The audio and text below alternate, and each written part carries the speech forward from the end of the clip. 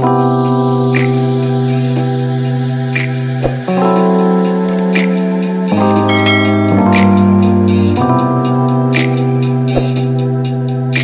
dear Sagittarius. I'm Jamie Dawn, your evolutionary revolutionary astrologer, bringing you your January 2022 horoscope. And we kick off the month with Mercury ingressing into your third house in the sign of Aquarius and a new moon in Capricorn activating your second house. And this happens on January 2nd. And it most likely has you reviewing and looking at what do you value most? You may be looking around at your possessions, thinking about, hey, maybe I need to buy some new furniture because Venus is retrograde in the second house as well, most likely kicking up your spending habits just slightly, or at least looking at your resources that you own and the things that you value most to say, what do I need in order to look and feel like there's some order and there's some meaning in my life.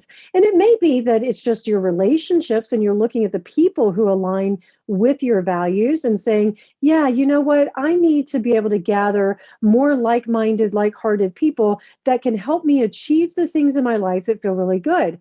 Now, I do feel that some of you Sagittarius are going to be starting new jobs, new opportunities to learn something, maybe a bit unusual, having some different conversations that lead you back to yourself, that lead you back to your own sense of worth. And this is a wonderful time for you to look at yourself in the mirror and say, you know what, I do matter. And I have a lot of value that I can offer to myself, to my partner, if you're bonded, to others, my friends, my job, that sort of thing. And if not, you may be releasing it mid-month or leading up to a full moon in Cancer on the 17th, which I'll get to in just a minute. But for now, you're looking at this lens most likely of, okay, I've got the calendar year ahead of 2022. What do I want to build that seems a bit innovative, that is inspirational for me? And what resources do I need in order to accomplish that? And you're looking for action and results at this time. And I also feel as though many of you may be having some behind the scenes conversations with your manager, your boss, if you're owning your own business, maybe there's some investors or partners that you're saying, okay, in order for us to grow, you may be looking at it from a growth perspective. I want to gain more knowledge. I want to gain more opportunity to build and increase my income or my values. And I want to make sure that whatever and whoever I'm aligned with matches that, and that we have this forward vision. You may also find with Mercury and Aquarius here in that third house that there's some unusual activity and conversations that help to expand your mind, that help you think out of the box, which is great for finding solutions to old problems. And I say that because Mercury's in shadow and goes retrograde on the 14th. And so you're going to be revisiting certain things in your life. Maybe there's a sibling that you haven't connected with in a while that now returns, and you get to talk about, this wonderful objective conversations or just this unusual way in which you guys communicate and connect with each other. This also may have you revisiting some trips that you have planned, because many of you Sagittarius love to travel. And with this third house active, you may say, look, I made these plans to go on a trip in the next couple of months, and now maybe my schedule got changed. I recently got a plane ticket to go visit one of my best friends, and I just got a notice the other day that the itinerary has changed. And so I have to look at that and decide whether I want to keep it or not. So that's just one example, even though I'm not a Sagittarius, but that I feel is going to have you active in looking at, where do I want to reach out in my community, or maybe get away a little bit. And if you are driving to a local place, you just be prepared for delays and that sort of thing when Mercury is retrograde.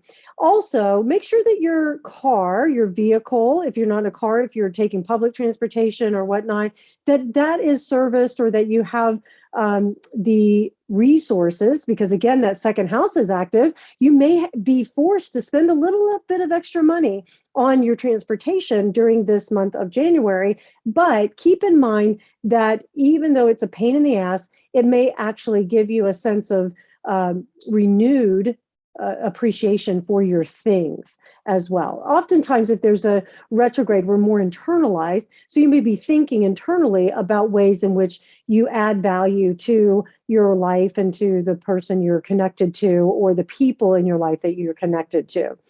The other thing I would offer is that with Mercury retrograde in Aquarius, you may be questioning your perception of reality and having conversations about it. This is a great time for you, Sag, who loves to philosophize, to have these philosophical conversations with others of like mind. And you can share all these wonderful ideas, which can actually expand your income or expand your opportunities because you're willing to do things differently. Innovation is key.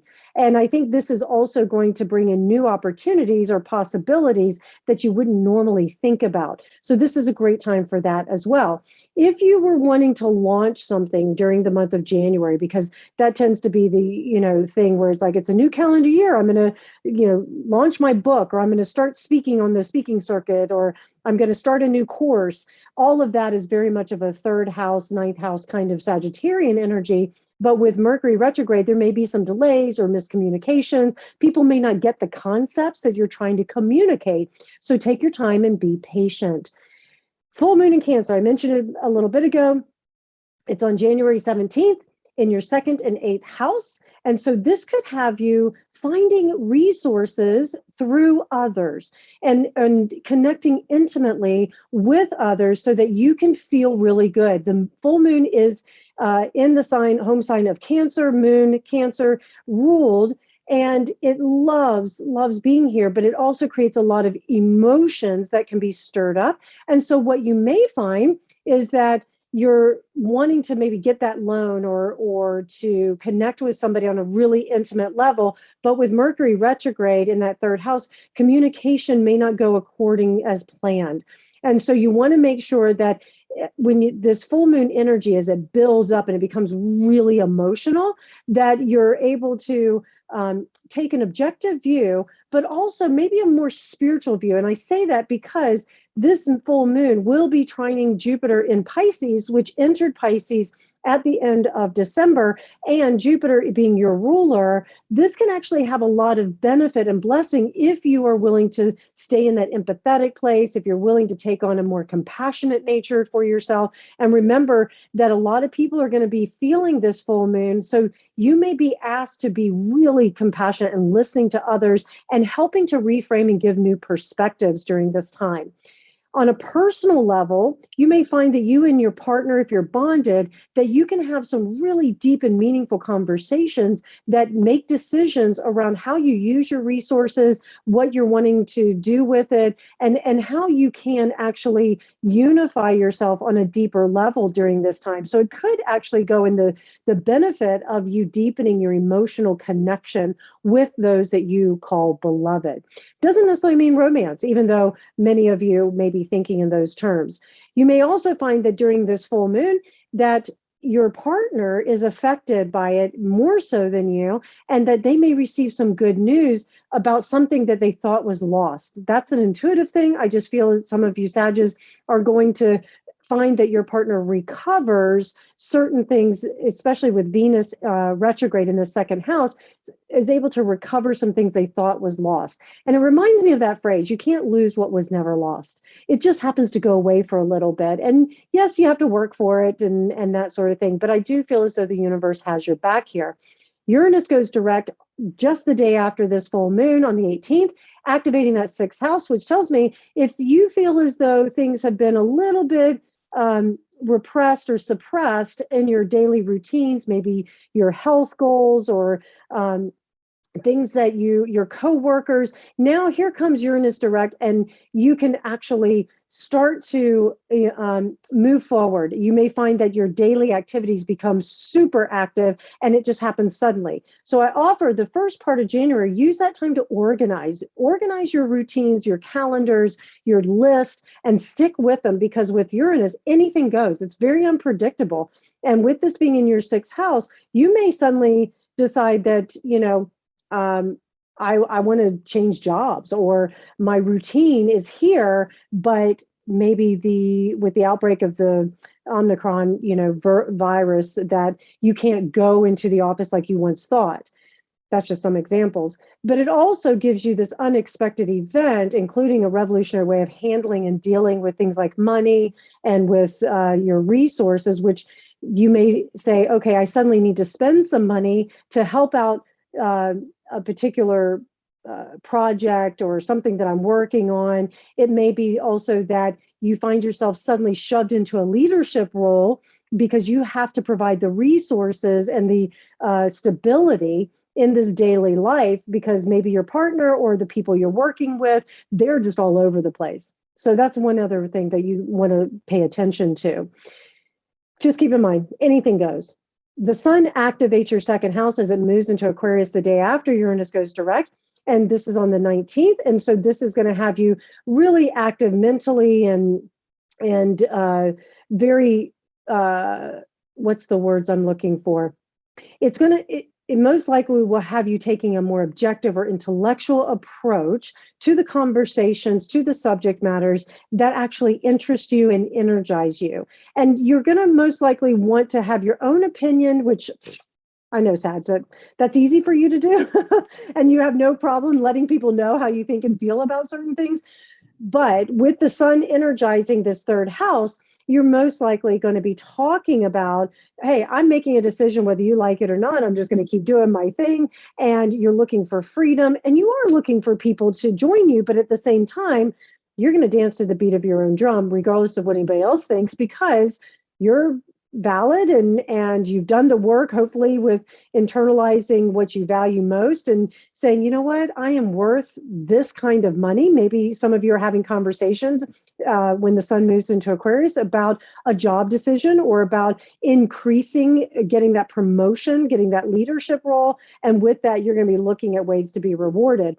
Mars enters Capricorn in the second house on the 24th, further emphasizing values, resources, the way in which you spend money, because we can always point to what does somebody value, look at what they spend their money on. And Mars here loves being in Capricorn. It is exalted. It will stop at nothing to build success over time. There is a certain amount of insensitivity that can kick in here, because Mars is that eyes down, head down, eyes forward. That's the term I'm looking for. And it just stops at nothing to get things done. And you'll find that you may just voice your opinion. You may say, I'm going to spend this money, or I'm going to take this role, regardless of what anybody else thinks, and I'm going to be successful. Here's a project, or here's something I need to implement or study. And I'm going to make sure that I clear my schedule, or I remove people or things or obstacles in my way. And even though there could be some obstacles that show up, you'll find the resources to be able to move beyond them. And Mercury will retrograde back into Capricorn on the 25th, giving you more decisions, more opportunities to connect and communicate what you value most. This is a great time during the second half of January to communicate what it is that you need in order to accomplish the bigger picture. And you'll find that when Venus goes direct on the 29th, that you'll then, if you've been waiting for the yes, or you've been waiting for the decision to take that new role, or you've been waiting on somebody else to say, I'd like to offer this to you, and really line up with what you value. Maybe there's some money that is owed to you that now comes back. And you'll find a lot of push and energy moving forward by the end of January. Even though Mercury is retrograde, yes, transportation, communication, all those things, ideas, anything mercurial can go a little bit wonky. But now that Venus is direct and Mars is in Capricorn, all in the second house, you can find opportunities to revisit those kinds of conversations and find the things that you need in order to feel successful in your everyday life. I haven't talked much about relationship for you, Sagittarius, because even though you're probably thinking about relationship and the people in your life and that sort of thing, it's not a big active month when it comes to relationship personally for you. However, I do feel as though the people that you consider to be either a partner or close connections and friends, those are the ones that are going to need your help the most, and that's what's going to be most active in January. So it's a great placement for therapists, for coaches, for just the support And it's going to be important for you to make sure that you do the internal work of knowing your value. And then that way, when, the person you're connected to or connecting with and you're having these conversations with, that you're not taking it personally and you're not seeing yourself in their story. One other thing I will say is that many of you Sages will be looking at writing and reading and presenting and talking during this month. And if you're doing that, it does tend to be your main focus, you're going to want to look at it from an income perspective or a way that actually benefits or adds value to your life. Otherwise, it's going to feel like wasted energy for you. So you're looking at it through the lens, not necessarily of a romance, but of who is it in my life that will benefit me and my bigger goals and my bigger intentions. Now, if you are looking at it from a romantic lens, you're maybe looking for that partner or you are in a bonded relationship, this is actually a good month for you just to have those deeper conversations so that you can plan for the future. It's not necessarily action-based. It's more about talking and planning. Come February, March, that's where I feel you're going to have your greater capacity to see the results that you're wanting in your life most. And also, if I'll address the single Sages, if you are looking for a partner and you do meet somebody in the month of January, take your time, vet it out. But very often, this could be a fated meeting. So give yourself permission to enjoy it. Do what Sag does really well. Be the life of the party and come to your own party, like owning it. That's probably the biggest thing. Is second house is about ownership. Own everything in your life.